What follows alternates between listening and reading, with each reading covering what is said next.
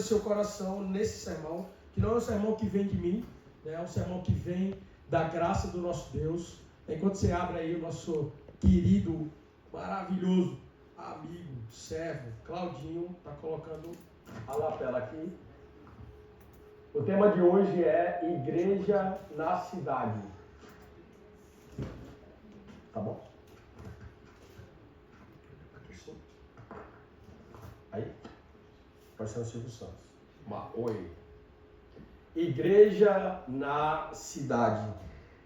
E nós temos aqui, contextualmente falando, um momento em que Mateus ele escrevia principalmente para os judeus, né, para os judeus novos. Mateus, que era alguém que tinha uma escrita muito técnica, né, e era um grande hebraísta, ele está nesse momento aqui escrevendo numa transição. Eu não sei quantos lembram, mas de Mateus 6 a Mateus 9, nós temos um dos maiores compêndios, né, de direito, né, e de leis que o mundo ocidental e até oriental, né, foram impactados e abraçaram, né? Eu não sei se você conhece um rapaz chamado Antônio Gramsci, né, Lu? Antônio Gramsci, ele disse uma coisa: já que as repúblicas socialistas elas não ganharam no braço, nas armas, nós vamos destruir três coisas: a família, a igreja e aqui a família na figura do pai, principalmente, né? Porque quando você atinge a figura masculina em si, você torna a família em frangalhos. A segunda coisa é destruir o direito ocidental e destruir também a igreja. Então, a família precisa ser destruída. Então, as pessoas acham que, por exemplo, programas, né, do mainstream, da agenda woke, são coisas assim meio aleatórias. Não são.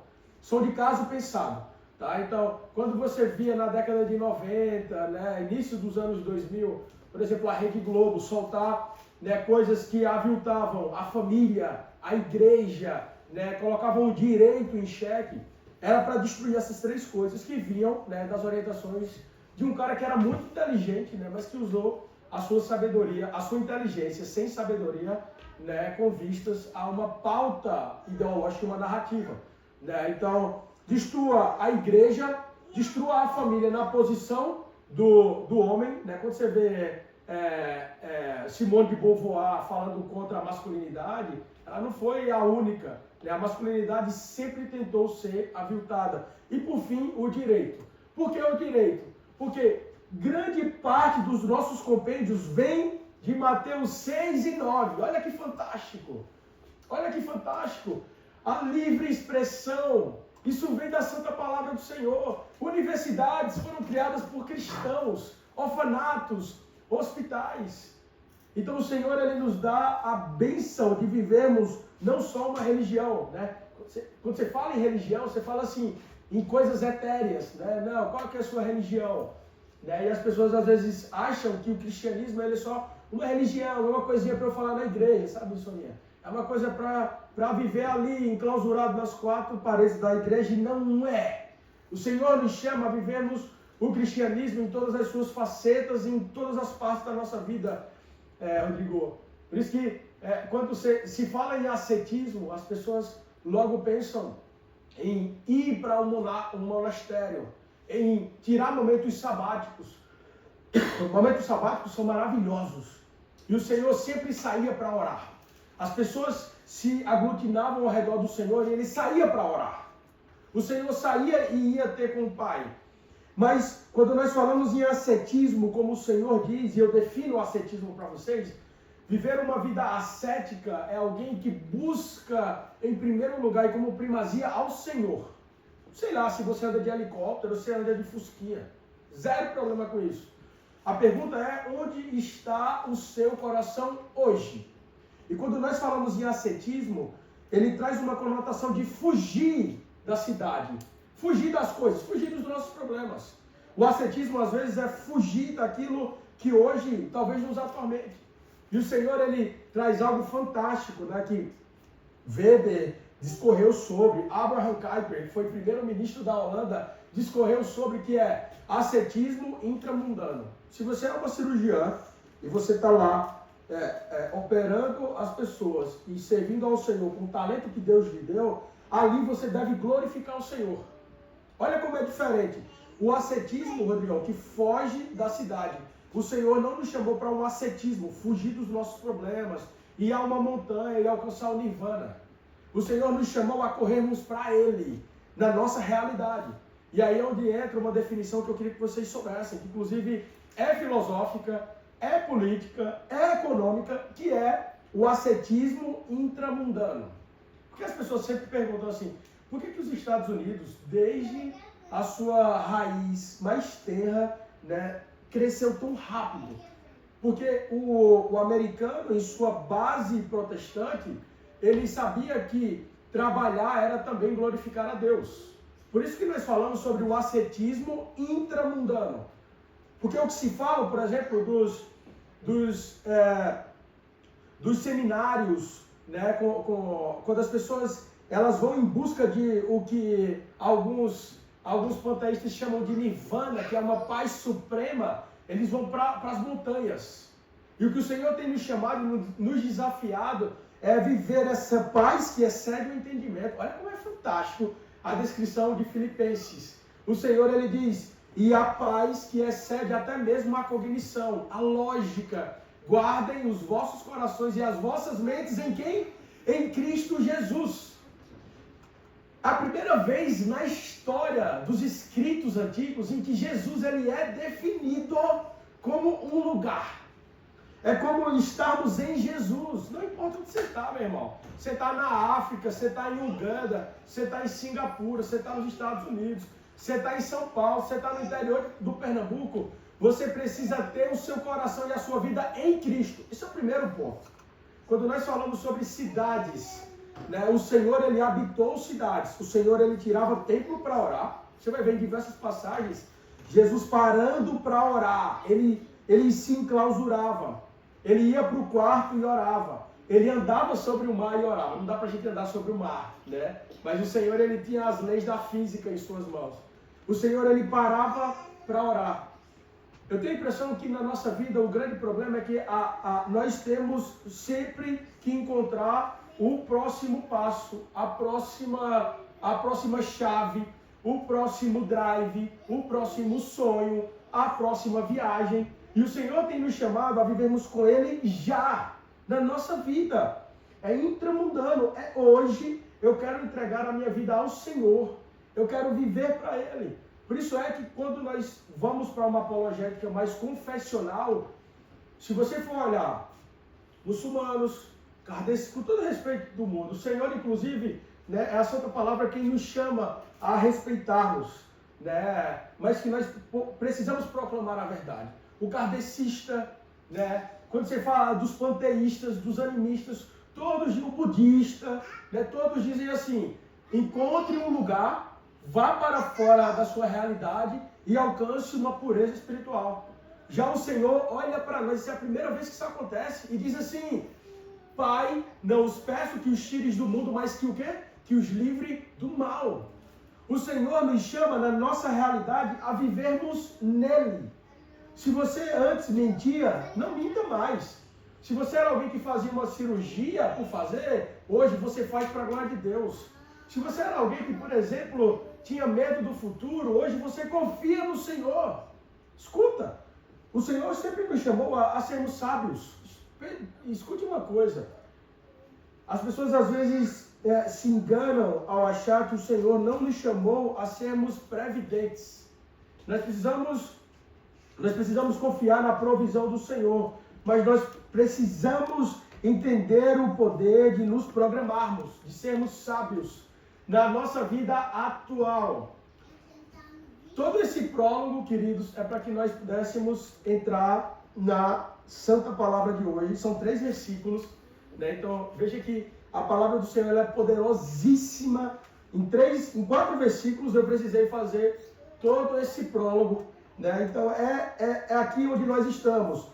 O Senhor está, através de Mateus, agora finalizando toda essa parte de compêndio doutrinário e ensino. E aqui agora nós vamos à ação. É claro e evidente. O Senhor ele nos chamou a aprendermos, né? Nós precisamos aprender, nós precisamos apregoar e nós precisamos agir. E aqui agora é um momento de transição, Rodrigão. Nós temos todo o compêndio, né, falando sobre idoneidade. O Senhor fala inclusive sobre o serviço. O Senhor fala sobre várias métricas, né, eleva a régua de ética. Se você olha para uma mulher, você já pecou contra ela. Porque na antiga lei hebraica, o homem precisava chegar a vias de fato. O Senhor disse, não, eu vou elevar essa régua. E agora nós vamos à prática. Olha que legal. Jesus ia passando por todas as cidades e povoados, ensinando nas sinagogas. Mateus 9, 35. Jesus ia passando por todas as cidades e povoados, ensinando nas sinagogas, pregando as boas novas do reino, curando todas as enfermidades e doenças. Ao ver as multidões, ele teve compaixão delas, porque elas estavam aflitas e desamparadas, como ovelhas sem pastor. Então disse aos seus discípulos, a colheita é grande, mas os trabalhadores são o quê? Poucos. Peçam, pois, ao Senhor da colheita que envie trabalhadores para a sua colheita. Palavra do Senhor. Pai, obrigado pela sua santa palavra, Pai, que é inerrante. Que o Senhor me use, Pai, com graça para abençoar a vida dos irmãos que estão aqui hoje. Que a mim mesmo, Pai, o Senhor continue falando ao meu coração, como desde outrora o Senhor tem usado esse sermão para tocar o meu coração, Pai, para pôr fogo, aquecer, Pai, a minha alma. Muito obrigado. O Senhor também possa abençoar a vida dos meus irmãos hoje. Em nome de Jesus, Pai. Amém. Esse momento aqui, Jesus está na transição do que a gente fala sobre os sermões da Galileia. E aqui é um momento em que o Senhor ele já havia libertado pessoas, ele já havia curado muita gente, ele tinha falado muito firmemente sobre o Sermão da Montanha. Daí o Sermão da Montanha, para quem ainda não leu, abra Mateus. Eu oriento começar em Mateus 1, Mateus 1, vai ter genealogia. Né? Mateus era muito clássico quanto a isso. Então ele fala sobre a genealogia e é fantástico, porque na genealogia de Jesus você vai ter mulheres. Você vai ter mulheres como Raabe, por exemplo. Mulheres que foram colocadas quando o seu testemunho nem eram tomados em conta. O Senhor, quando você encontra com uma feminista, ela chora. Quando você mostra a santa palavra, com honestidade intelectual. E nós vamos chegar no Sermão da Montanha. No Sermão da Montanha, o Senhor traz todo esse conhecimento, todo esse compêndio santo. E aqui na transição, ele começa dizendo, Jesus ia passando por todas as cidades e povoados. Olha que gradação fantástica. Ele fazia o que, irmãos? Ele ensinava nas sinagogas. Ele pregava as boas novas do reino e ele curava todas as enfermidades e doenças. Num olhar desatento, isso aqui passa muito rápido por nós. Mas o Senhor aqui, através de Mateus, nos traz uma gradação. O Senhor ele ia passando pelas cidades. O Senhor amava ir em amontoados. O Senhor foi em várias cidades romanas. Encontrou vários pretores. E o Senhor aqui está nos dizendo... Ele passava por todas as cidades, ele ensinava, ele pregava e ele curava. Isso é um versículo, Rodrigão. Ensinava, pregava e curava. Aqui há uma chave fantástica para a nossa vida de sabedoria em que o nosso Senhor nos traz. Primeira coisa é a centralidade da palavra de Deus. Nós que vivemos em cidades, né? Nós que passamos por dificuldades. Quem aqui nunca passou por dificuldades na sua cidade? Levanta sua mão. Não? Nem o Luiz e o Lucas, nem a Lulu. Nós passamos por dificuldades todos os dias. Uma pergunta honesta para você hoje. Qual é a sua maior dificuldade? Qual é hoje o maior anseio que há no seu coração? Sim, para e pensa. Para e pensa. Qual é hoje a maior dificuldade pela qual você tem passado ou enfrentado? O que hoje tira o seu sono? O que tem tirado a sua paz? Se pergunta agora, de forma bem aguda, a palavra do Senhor nos diz que ele passava e ensinava. Ele passava nas sinagogas e ele ensinava a santa palavra. A primeira coisíssima aqui, antes de entrar em ação na nossa vida, né? Todo o compêndio doutrinário foi falado. Nós estamos lendo a transição. E logo em seguida, no capítulo 10, o Senhor vai... Se você quiser passar a sua Bíblia, você vai ver que aí no capítulo 10... O tema descrito pelos pais é assim, Jesus envia os 12. Antes de você entrar em ação na sua vida, você precisa entender isso aqui. ensinava nas sinagogas. A santa palavra do Senhor, ela é e deve ser a centralidade da nossa vida. Nós precisamos gastar tempo, investir em tempo. Escuta uma coisa. Eu não sei para onde você quer ir, eu não sei se o seu sonho é ser milionário, eu não sei se o seu sonho é ser missionário no país mais pobre do mundo. Eu não sei o que você quer alcançar da sua vida, se é ter uma família, se é casar. Qual que é o anseio da sua vida hoje? O que é que você quer fazer? Não faça isso sem antes ter a Bíblia, a Santa Palavra, como a centralidade da sua existência. Jesus, ele estava prestes, ele caminhava à cruz, mas ele não abriu mão do que era importante, ele ensinava a Santa Palavra nas sinagogas. A segunda coisa que o Senhor fazia era apregoar. Ele falava da boa nova do reino. Escuta uma coisa, eu estou muito feliz hoje, queria inclusive falar sobre isso, que a minha amiga Lu está aqui, né? Como é maravilhoso nós podemos falar das boas novas, né? Eu não sei se você sabe, mas Belém, sabe qual é o significado de Belém? Belém é casa de pão. Então, é uma grande narrativa poética do Senhor. De onde vem, né? Vem de Belém, né?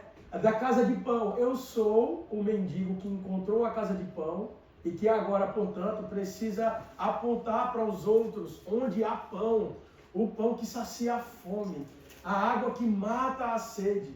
O primeiro ponto aqui em que Jesus ele nos ensina é que nós precisamos manter a Santa Palavra como uma centralidade da nossa vida. A palavra do Senhor é quem nos livra, é quem nos faz termos sabedoria e não sermos como crianças levados de um lado para o outro. É isso que a palavra do Senhor nos diz. O Senhor, ele ensinava nas sinagogas, ele pregava as boas novas do reino de Deus, boas novas, o Evangelho. E terceiro, o Senhor, ele curava. O Senhor, ele tinha contato com as pessoas. A gente tem falado muito, né, as pessoas começaram a falar muito sobre isso agora, né? Nós temos IA, né? A IA que vem assim avassaladoramente, né? Tomando várias frentes de trabalho, inclusive. E as pessoas têm dito assim, né? Tem falado que, inclusive, o que vai mudar na próxima década é que nós precisaremos ter... Aqueles que se diferenciarão serão aqueles que terão mais toque humano, olharão mais no olho, é o high touch, né? E o Senhor, ele ensinava, ele apontava o caminho e ele tocava as pessoas. Escute uma coisa, nós precisamos entender a importância de tocarmos o coração das pessoas, falarmos de Jesus, que nós possamos ser compassivos. Eu não sei quem viu a história, né? Aquele formato da sala do Charlie Kirk. Fizeram esse formato aqui no Brasil e houve uma prévia, né, com Flávio Augusto da Silva, todo mundo conhece, né, o fundador da WhatsApp. O cara veio da Rocinha, cara, a história é bizarra, eu acompanho ele, né, Geração de Valor, desde 2012, quando a internet era no pulso lá em casa. Na internet, da IG, quem já usou essa, que era de madrugada, era um pulso, era 50 centavos. E eles fizeram um programa e uma moça, né, foi até esse programa e, cara, arrebentou com ele. Foi a primeira participante, né, Miriam, se não me engano o nome dela. E ela foi pra cima, né, e vociferou sobre ele, assim, você era pobre como eu, agora você é um bilionário, bilionários não devem existir e tal. E pra quem conhece a história de Flávio Augusto, né, eu acompanho há 23 anos, não, desculpa, há 13 anos, eu contei errado. Há 13 anos, eu nem teria idade, né? Eu teria 10 anos, nem existia computador na minha casa. Há 13 anos, o Flávio Augusto da Silva é um dos caras que mais transformou, né, a juventude, né? Essa última década da nossa juventude, ensinando muita coisa, né? Dando muitas oportunidades em universidades, inclusive americanas. E essa moça falou muito assim, eu sou uma professora, eu não tive oportunidade, então quem faz tudo certo... às vezes não consegue galgar espaço na vida. E era tudo uma grande mentira, né? Essa moça passou por grandes dificuldades. Eu assisti ontem o documentário, né? Ela passou por muitas dificuldades, mas ela mentiu no programa. Ela mentiu, cara. Ela maquiou tudo e ela teve a hombridade de procurar o Flávio Augusto da Silva e dizer, cara, ela podia perder toda a oportunidade. A mídia sobre ela, o Flávio Augusto com, sei lá, 5 milhões de seguidores, um cara que tem hoje posses, que tem contatos e que podia abençoar a família dela e a vida dela, mas ela decidiu contar a verdade. Em qualquer momento da nossa vida, a verdade cabe. A verdade cura. A verdade traz vida. E eu achei fantástico, né? Porque Flávio Augusto da Silva foi um menino que cresceu na comunidade. A avó dele era uma senhora presbiteriana, né? Ensinou Flávio Augusto da Silva a orar. Flávio tocava violão na igreja, meu amigo, lá no morro. Né? E foi alguém que levou Jesus também no empresariado para muita gente. Trocando de miúdos, essa moça procurou o Flávio Augusto da Silva e falou para ele, ó, eu menti no programa, eu não sou essa pessoa, né? Eu tive muitos problemas, né? Eu não tive o meu pai presente, eu me envolvi com prostituição, né? Eu não sou essa menina perfeita que estudou, na verdade eu não estudei, né? Na verdade a minha mãe, com todos os problemas que tinha, tentou me fazer aprender, mas eu não segui, né? Então eu não sou essa pessoa que eu desenhei, né? Esse arquétipo pintado lá no programa. E cara, foi fantástico a resposta, a contra-resposta que o Flávio Augusto da Silva deu, que foi assim, ele falou algo no vídeo que me pegou. Ele disse, eu abri mão, né, ali do alto da minha verdade, das minhas certezas, eu abri mão do meu orgulho para tocar nela, para tocar essa alma. E inclusive ele fala um termo, ele diz assim, eu dobrei a aposta. Eu dobro a aposta sobre a vida dessa moça. Isso é fantástico, porque é isso que Jesus, ele nos chama a fazer. Ele ensinou nas sinagogas, ele apregoou e ele curou doenças e enfermidades. E ao ver as multidões, ele teve compaixão delas, porque estavam aflitas e desamparadas, como ovelhas sem pastor. Essa compaixão aqui, né, compadecer, é padecer junto, é sentir a dor do outro. No termo grego, né, você tem algo aqui que se remete muito a vísceras, né, splenok, né, por isso que quando nós vamos falar de doenças abdominais, nós falamos de esplenomegalia. Então, isso vem do grego, splenok. A raiz desse tema aqui, Andressa querida, que o Senhor está falando, ao ver as multidões, o Senhor ele teve splenok delas. Ou seja, o Senhor sentiu uma dor, ele se compadeceu, ele se doeu tanto que foi uma dor visceral. Foi uma dor incapaz de não ser vista. Então, ao ver as multidões, Jesus teve compaixão delas, porque elas estavam aflitas e desamparadas como ovelhas sem pastor. Aqui mais uma vez, mais um versículo. Elas estavam aflitas e desamparadas. No grego clássico koiné, esse desamparadas aqui significa que elas estavam temerosas, não sabiam para onde ir. Então aqui vai mais uma, imagine, poderosa lição da Santa Palavra do Senhor. Quando você estiver com o coração aflito, sem saber qual que é o próximo passo, desamparada, confie no Senhor. O nosso Senhor Jesus, ele não passa por nós com corações quebrados e verdadeiros e simplesmente nos ignora. Por isso que desde Joel, lá em Amós, o Senhor ele falava desde os profetas, eu estou farto das suas palavras bonitas. Eu estou farto das suas homilias, né? Os fariseus iam às esquinas e falavam com tamanho rigor. Eles falavam com muita propriedade. Mas o fato é que o Senhor, ele diz assim, eu estou farto. A minha Bíblia está falando sozinha. Eu estou farto das suas palavras muito bem encostadas, da sua retórica muito em dia. E eu quero corações quebrantados. É por isso que ao ver o Senhor, ele olha corações quebrados. Ele se compadece. E o Senhor, ele sente uma dor visceral por nós. E vi que elas estavam aflitas, perdidas e como ovelhas sem pastor. Sabe o que significa esse arquétipo de uma ovelha sem pastor? É alguém perdida espiritualmente. É alguém que não tem um norte espiritual para a vida. Estar como uma ovelha sem pastor né? Essa é uma metáfora que o Senhor usa diversas vezes na Santa Palavra.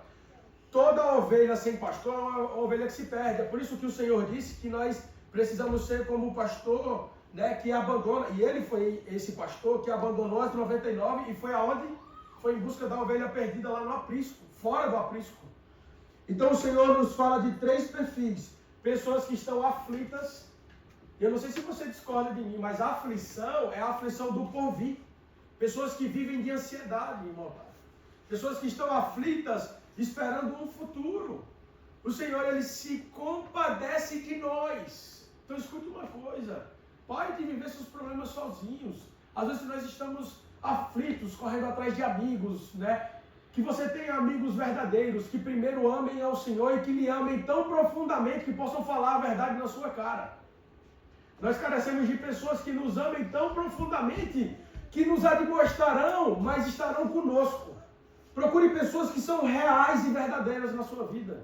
Mas antes de tudo, vá até o Senhor. Vá até o Senhor, chore na presença do Senhor.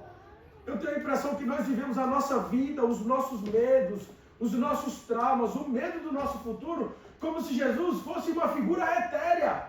E Jesus não é. Jesus é o nosso melhor amigo. Jesus é aquele, imagina, que nós podemos nos ajoelhar no nosso quarto, fechar a nossa porta e orar ao nosso Pai. O termo grego, koiné, clássico, diz assim, que Ele é o nosso amado Pai. Eu não sei se você não teve uma boa experiência paterna, justamente porque nós estamos passando por uma decadência de masculinidade cada vez maior. Mas eu queria lhe dizer que você tem um Pai celestial, um Pai eterno que nos mantém, que nos sustenta.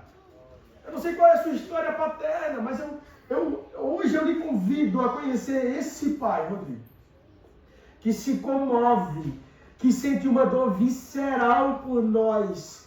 O Senhor que entregou-se naquela cruz por amor a nós. Quando você vai para uma filosofia cristã, quando você aprofunda o conhecimento, as pessoas dizem, a maior humilhação do nosso Senhor foi aquela cruz, Senhor. O ponto é o seguinte, a maior humilhação do nosso Senhor não foi a cruz. Sendo que era a pior condenação, só quem eram condenados, é só para você entender, eram pessoas que cometiam crimes hediondos, ou seja, crimes que eram assim inafiançáveis, que eram imperdoáveis, né? E naquele momento o governo romano, né, colocava sobre a cruz, e aquela cruz era para Barrabás. O nosso Senhor, ele foi desarticulado. Eu não sei se você já viu isso. Existe um artigo em inglês que um médico cirurgião da Inglaterra escreveu na década de 60. E ele fala sobre a anatomia da morte de Jesus. E as pessoas dizem assim, por isso que se fala uma dor o quê? Excruciante. Era uma dor que é inadjetivável.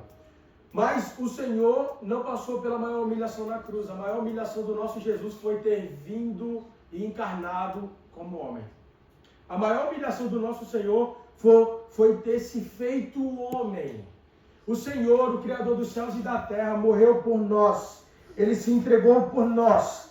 Ao ver as multidões, ele teve uma dor visceral, porque elas estavam aflitas, pensando no futuro, elas estavam desamparadas e sem orientação espiritual para a própria vida, como ovelhas sem pastor.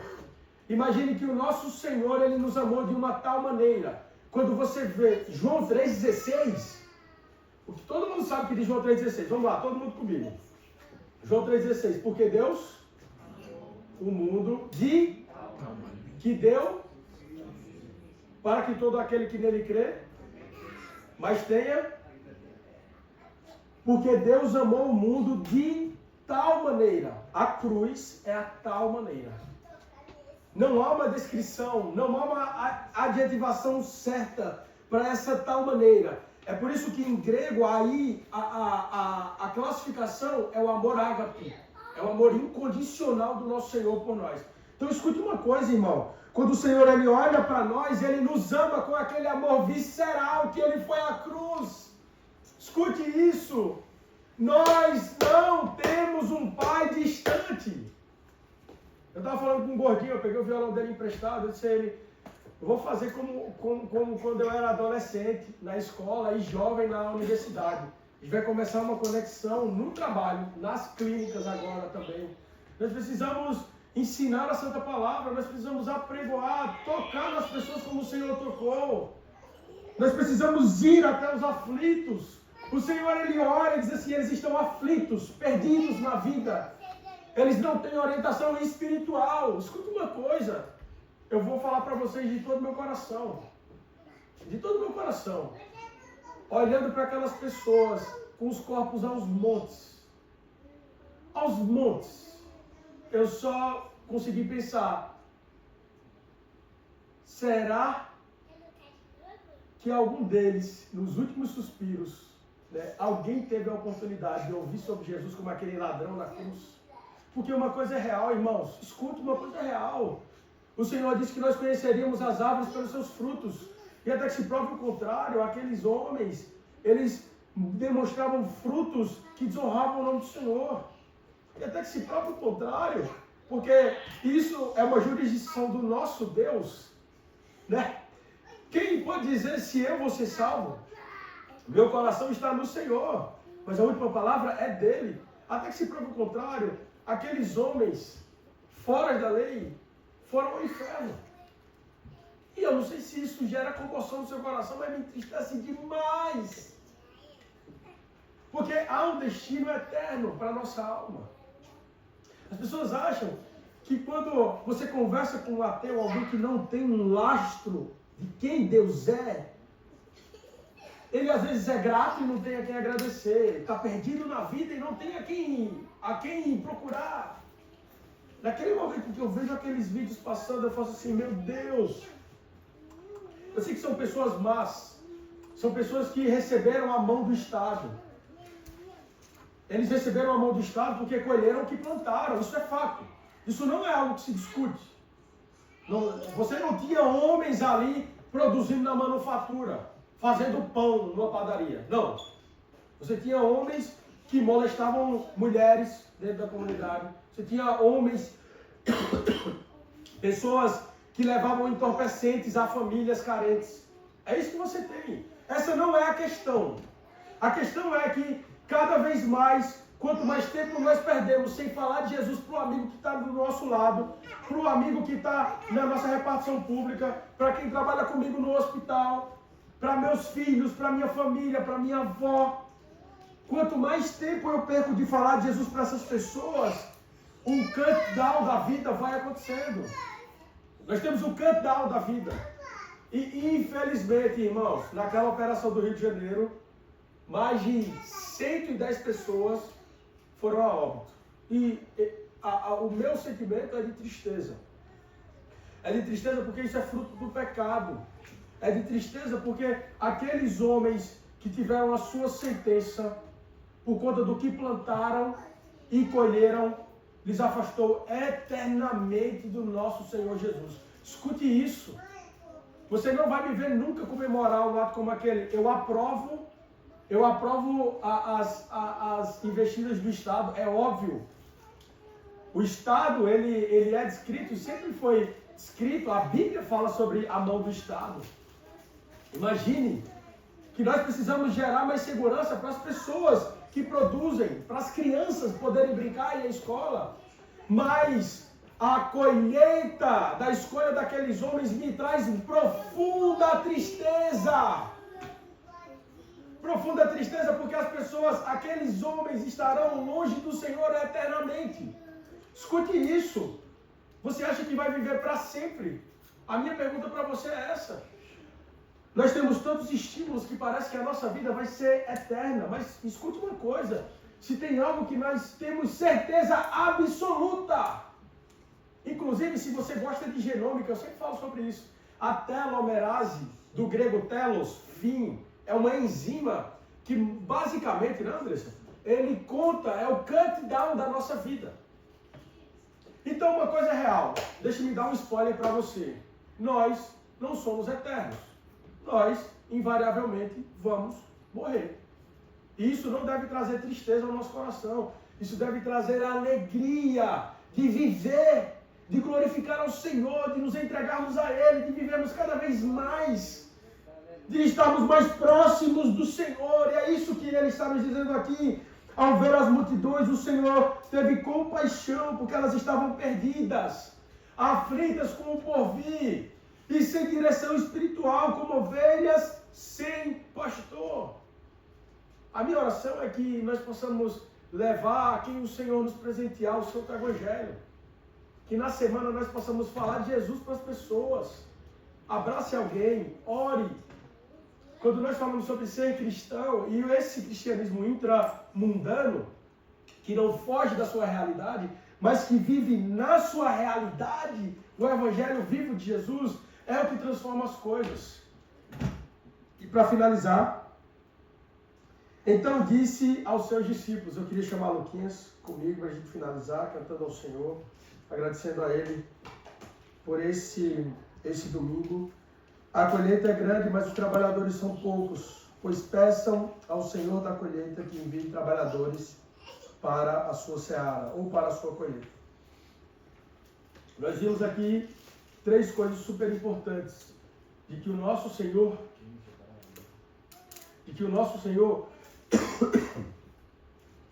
Ele ensinava, Ele pregava e Ele tocava as pessoas. O grande ensino de hoje para a nossa vida é: se você não tem a Santa Palavra como a centralidade da sua vida, você está perdido como uma ovelha sem pastor. E mais do que isso, se você lê a Santa Palavra como os fariseus, mas você não põe em prática e não vive, você está desamparado. Você não tem posto em prática aquilo que você tem aprendido com o Senhor, do Senhor. E nós agora em novembro vamos começar pelo Brasil inteiro o Godstock. O Godstock é um movimento que surgiu há 15 anos na cidade de João Pessoa, lá na nossa Nazaré brasileira, um estado minúsculo, e que se opõe a tudo aquilo que é, em toda a sua concepção, o Woodstock. O Woodstock da década de 60 era sexo, drogas e rock and roll. Revolução sexual, pílula anticoncepcional, né? Explosão de DSTs. Isso é o Woodstock.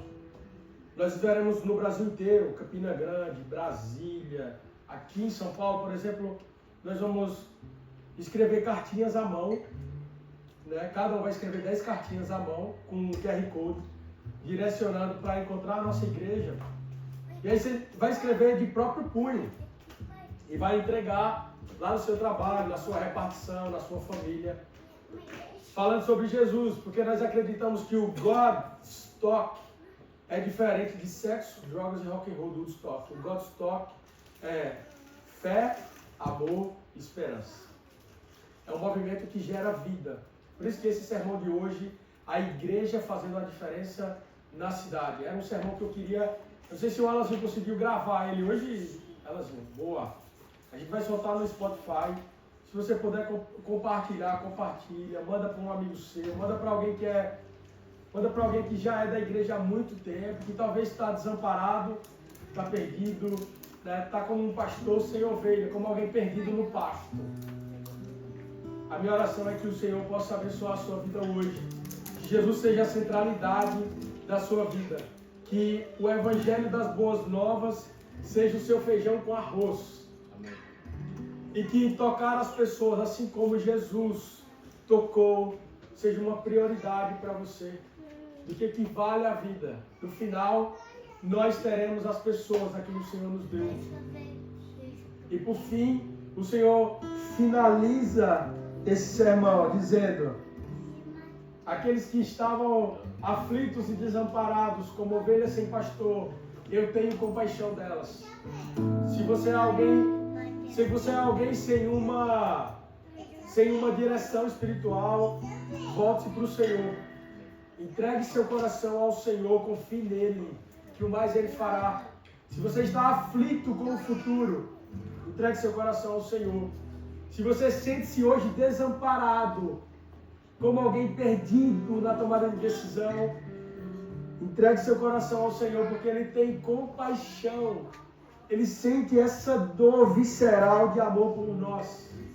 E por fim, se você está perdido como uma ovelhinha sem pastor, saiba que em Isaías 40 o Senhor diz que Ele cuida até daquelas ovelhas e das suas crias que amamentam. Se você é alguém que hoje se sente fragilizado, seja frágil na presença do Senhor. Isso é fantástico. Aqui você não vai me ouvir falar de uma psicologia positivista. Olhe para si mesmo e diga, eu sou forte, dá 3 tapas na cara. Não. Se você se sente alguém hoje fraco, frágil, seja quem você é hoje nos braços do Senhor, que lhe acolhe no meio da aflição, do desamparo. Queria que você ficasse de pé no seu lugar.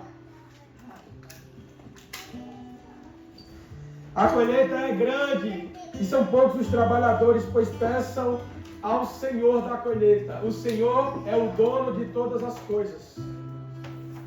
Ponha seu coração diante dele hoje, meu irmão, minha querida, meu querido. Ponha seu coração no Senhor.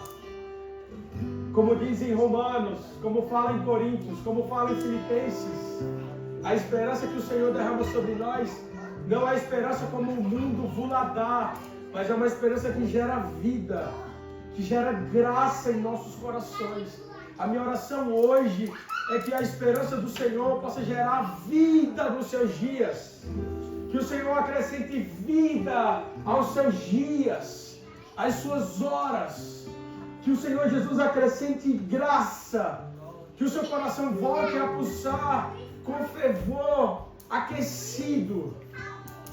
Pai, obrigado por sua graça, obrigado por hoje. Eu quero lhe convidar à igreja. Ore ao Senhor. Ponha seu coração agora diante dele. Ponha sua vida, ponha sua alma diante do Senhor agora.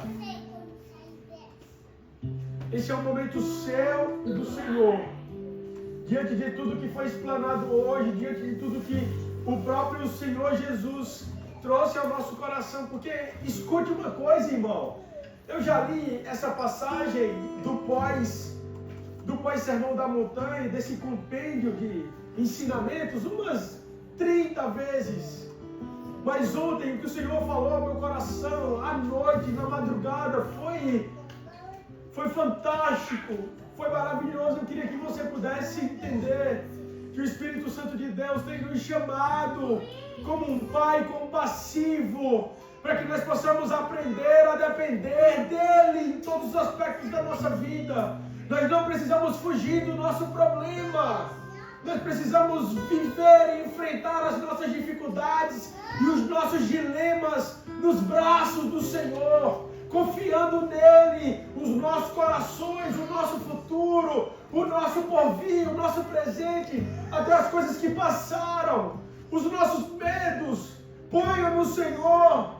Ele é aquele que nos mantém, que nos sustenta. Não há outro lugar para onde nós podemos ir se não estarmos fincados em Jesus. Nós vamos finalizar esse sermão. Eu quero orar por sua vida. Vamos cantar juntos essa música. Ela é uma música clássica, tem uns 30 anos, mas ela fala de forma muito simples verdades que são poderosas ao nosso coração. Vamos cantar juntos. Quem nos separará do amor de Cristo? Será tribulação, angústia, ou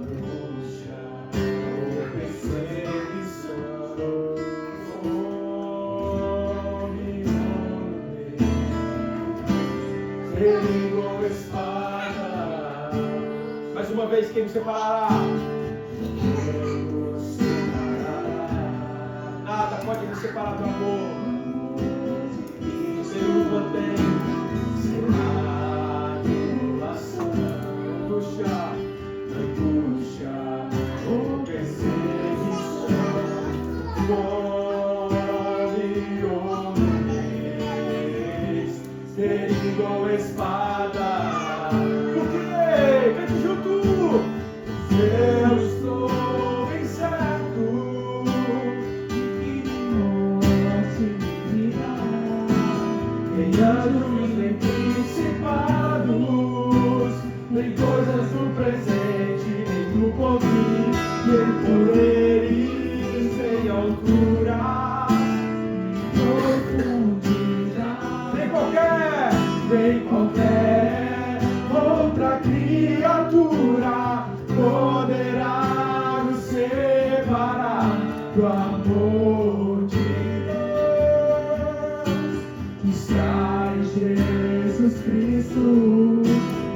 nosso Senhor está em Jesus Cristo.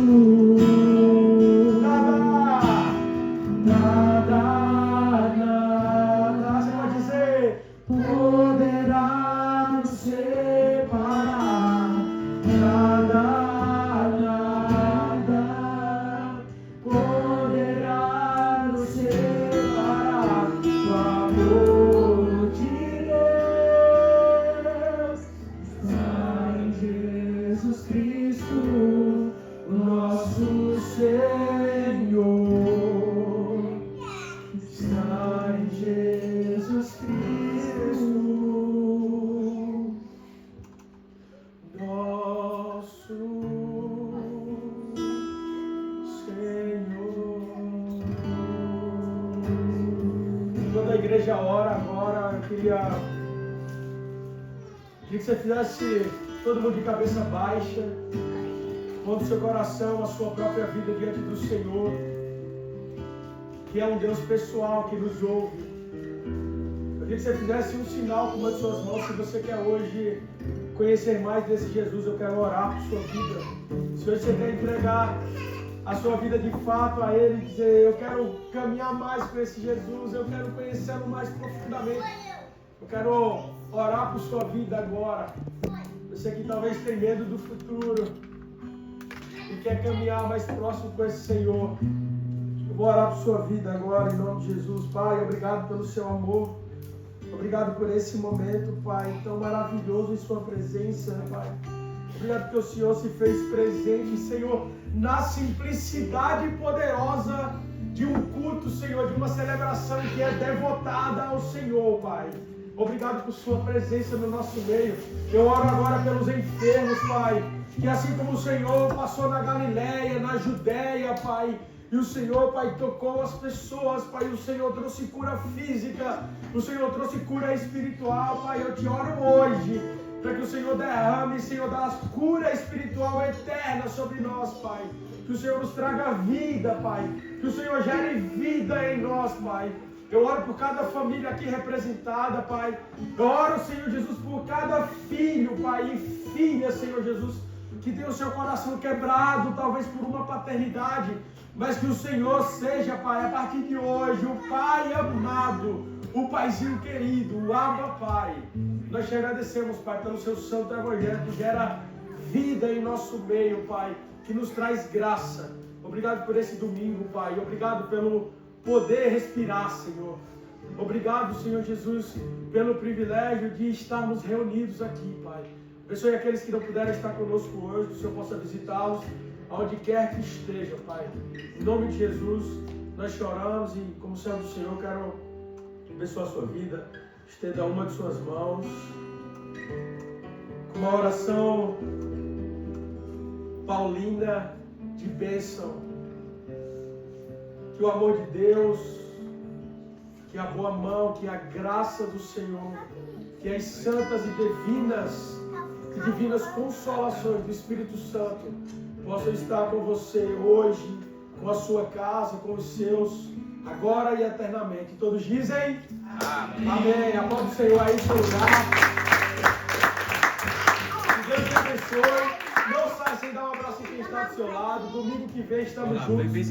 Aguardem novidades. Domingo que vem será um momento especial em que nós vamos receber as cartas com QR Code, tá? Para você escrever à mão mensagens e durante a semana distribuir pela cidade de São Paulo, tá? Que Deus te abençoe.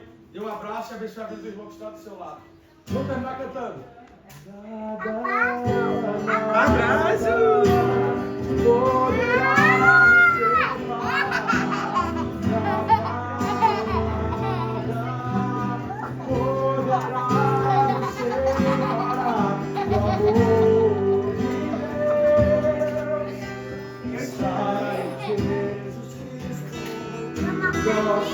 Vamos começar mais um.